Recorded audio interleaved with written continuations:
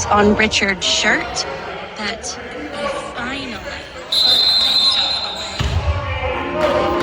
I don't want to rush things between us, he said. Damn.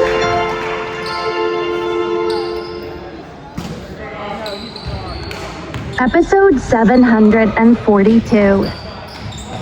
Child care issues. Bridget rested against Richard's chest and took a deep breath. Define not rushing things, she said. I need to wait until it feels right for both of us. Oh. Richard gently lifted Bridget off his lap and got up. I really need a cold shower.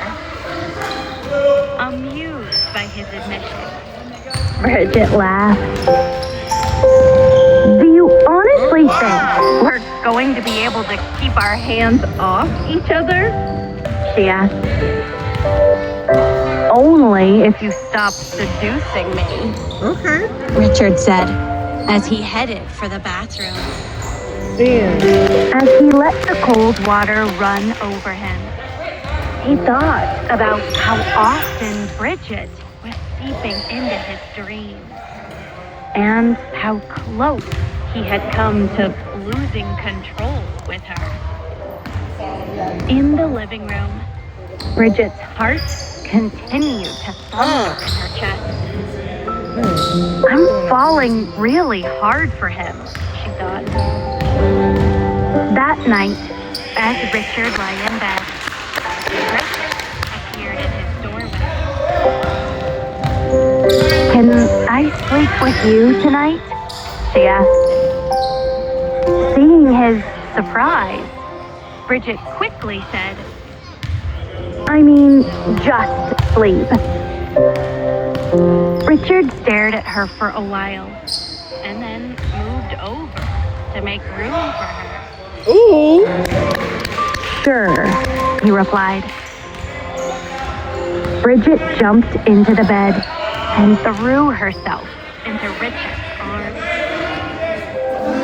I'm so glad we're not arguing anymore, she thought.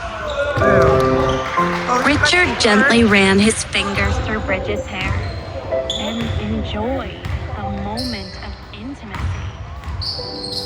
With their arms wrapped around each other, they fell asleep. Early the next morning, Emma gave Richard a call while she was feeding. Let's go Purge!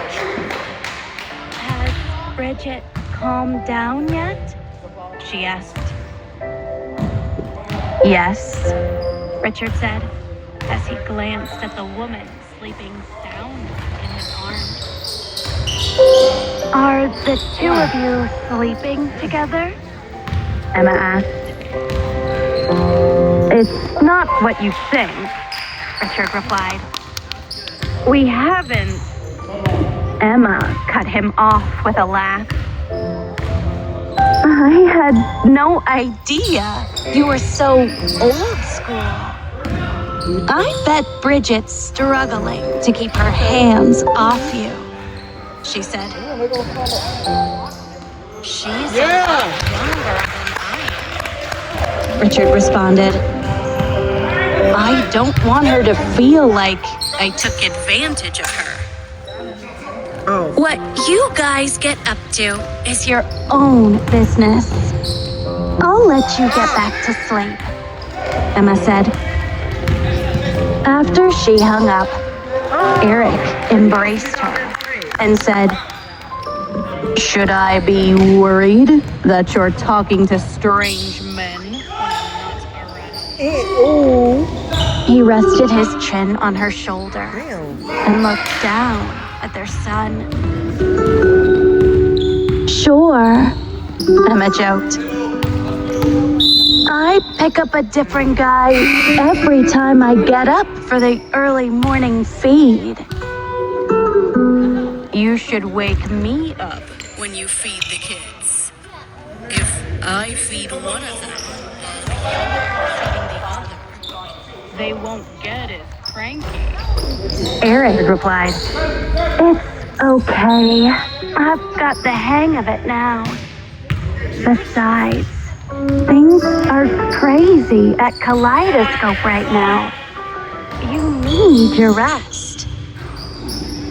Emma finished feeding their son, put him down, and then turned to wrap her arms around Eric's waist. "Early mornings are a pain, but I've got this." Who needs sleep? Yeah. Eric asked as he led his wife out of the nursery. I'm your husband and the father of our children. Taking care of the three of you is my biggest responsibility. Emma grinned at him. Go and film your commercial. He continued.